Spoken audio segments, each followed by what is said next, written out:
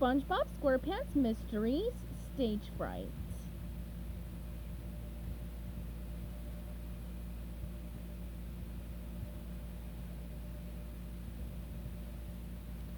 Chapter 28, the last chapter.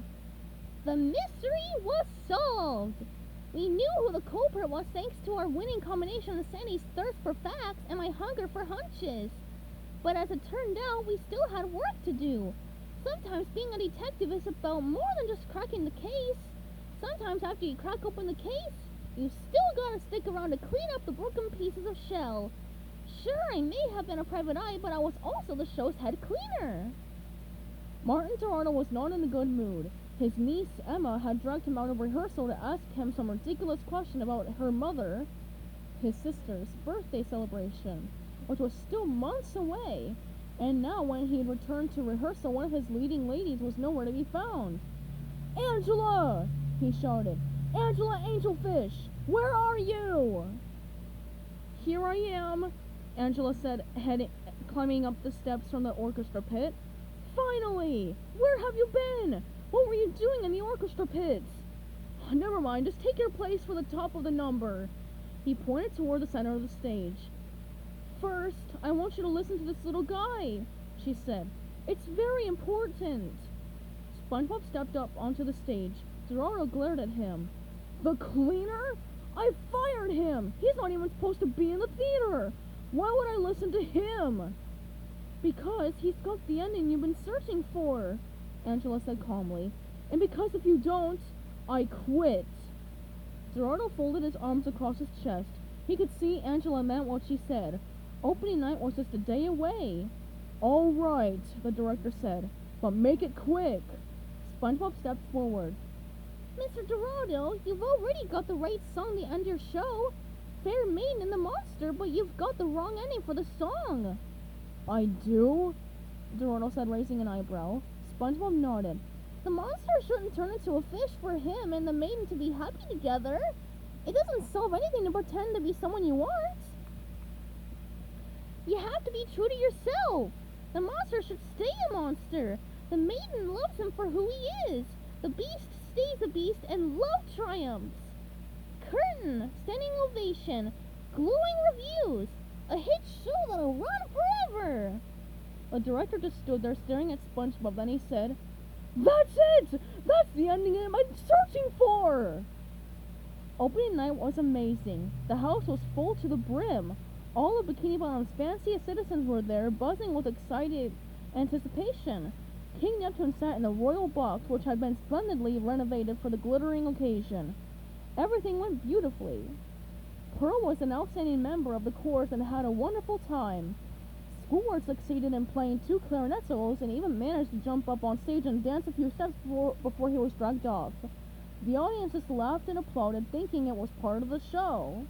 Mr. Krabs sold lots of Krabby Patties. King Neptune ate several and pronounced them delicious. He wished all theaters would sell such tasty fare during the performance. The Fair Maiden and the Monster number went wonderfully.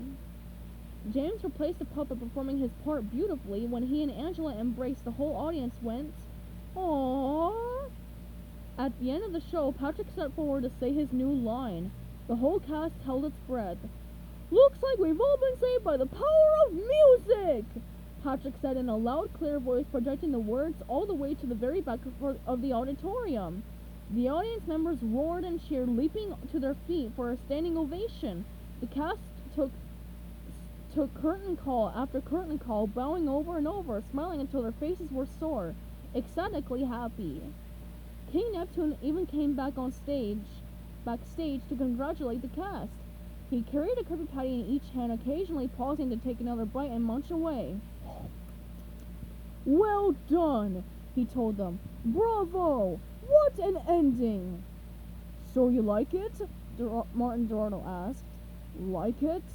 I loved it!" The king said, taking another bite of a Krabby Patty.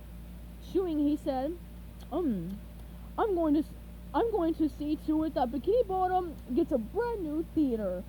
You deserve it." Everyone backstage, including SpongeBob and Sandy, cheered. Well, the royal carriage awaits, King Neptune said, starting to leave, but then he turned back. You know, there's one tiny thing. Yes, your highness? Dorado asked nervously. As much as I love the show, it could have been a little, He searched for the right word. Sillier. I love silly. He grinned. My mother used to sing a wonderfully silly song to me when I was just a little prince. Maybe you could put it in your next show. If only I could remember all the words. Something about a baby bubble. SpongeBob started to sing.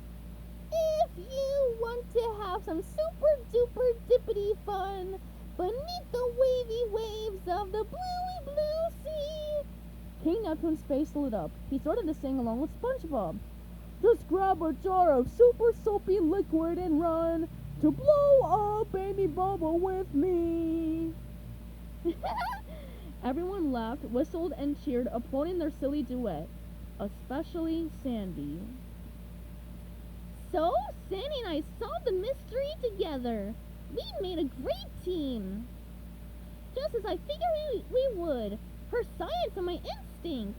Angela had to pay for all the damage she'd done. Since no one had actually been hurt, she didn't have to go to jail. But she and James were required to do hundreds of hours of community service helping clean up Bikini Bottom. Score conducted every performance of the show, but he had to keep working at the Krusty Krab since it turned out the pay at the theater stank.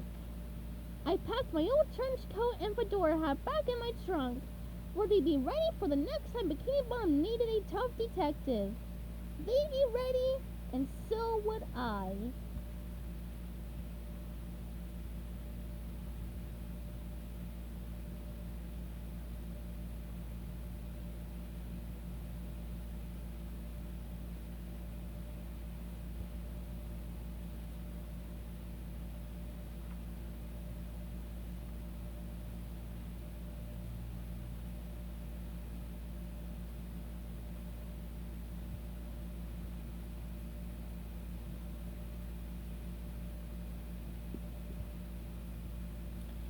The end.